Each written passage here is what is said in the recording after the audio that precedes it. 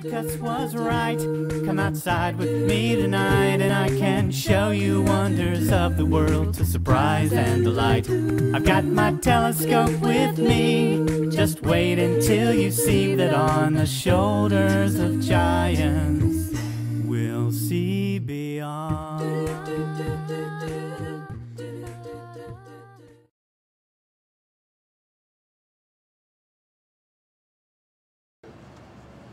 Hi, how are you?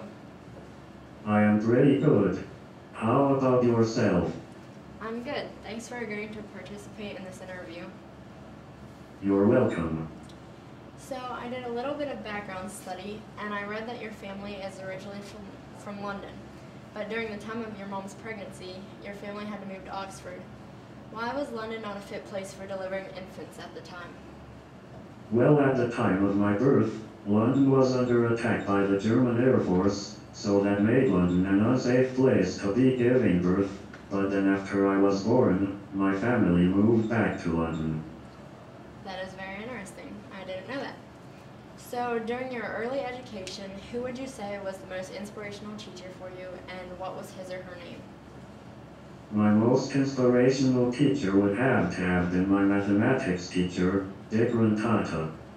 After high school, which college did you make the decision to attend? I chose to attend University College in Oxford. Why did you choose that college to attend and not another one? That was the college my father attended when he was my age, where he studied medicine, so he wanted me to also attend this same college, also majoring in medicine. So, was your major medicine? No, I chose to study natural science and physics. Why didn't you choose something like medicine or mathematics, since your most inspirational teacher was your math teacher?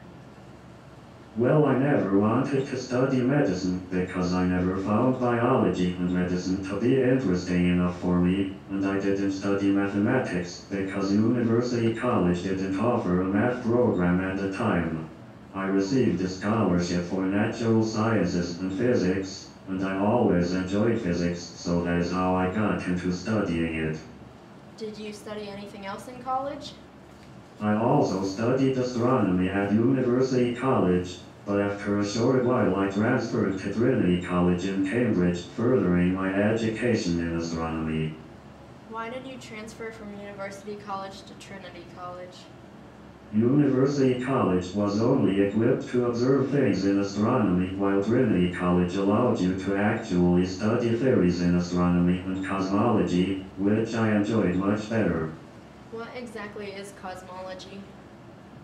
Cosmology is the study of the universe in totality and humanity's place in it by the expansion of the universe. Shortly after you began your studies at Trinity College in Cambridge, you were diagnosed with Lou Gehrig's disease. How did you cope with that shocking news? At first, I had decided that I wasn't going to further my education by getting my doctorate, which I had originally planned on doing before I got sick, because I didn't want to go for my doctorate if I was going to die soon. But the real turning point in my life was when I married Jane Wilde in 1965. She cared for me and helped me deal with this disease overtaking my body, and the following year I did get my doctorate.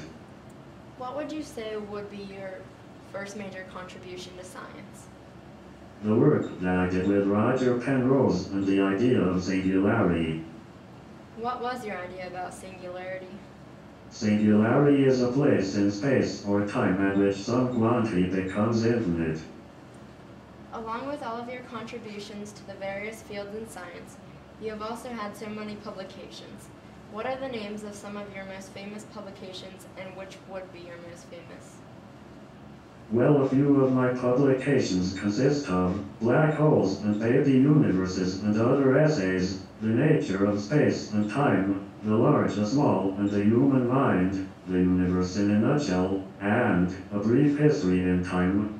From the Big Bang to black holes, my most famous publication would probably be A Brief History in Time, because over 10 million copies of this were sold, in which 5 million of those copies were sold before the hardback copy ever came out.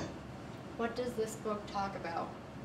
It talks about my ideas and theories in science and the ideas and theories of other famous scientists and astronomers.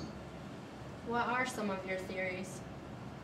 One of my most popular theories is the existence of black holes. Previously, I used to argue that nothing could escape the gravitational pull of black holes, not even light. But just recently, I came to the conclusion that as black holes deteriorate, the contents are spit back into the universe in the same state they were in before, being sucked in by the gravitational pull of a black hole. What are your feelings about the Big Bang Theory? I strongly agree that the Big Bang did occur, and that might have something to do with the fact that as a child, my hero was the atheist philosopher and mathematician, Bertrand Russell. Would you like to give us an insight about any of your other theories that you include in this book? No, you will just have to read my book. I will do that. So, would you say that your disability has anything to do with your fame in science? I'm sure my disability has a bearing on why I'm well known. People are fascinated by the contrast between my very limited physical powers and the vast nature of the universe I deal with. And what would you say is your goal for any further research studies that you do in science? My goal is simple. It is a complete understanding of the universe, why it is as is, and why it exists at all. Well, it has been a very nice and interesting interview, and thank you for your time. Thank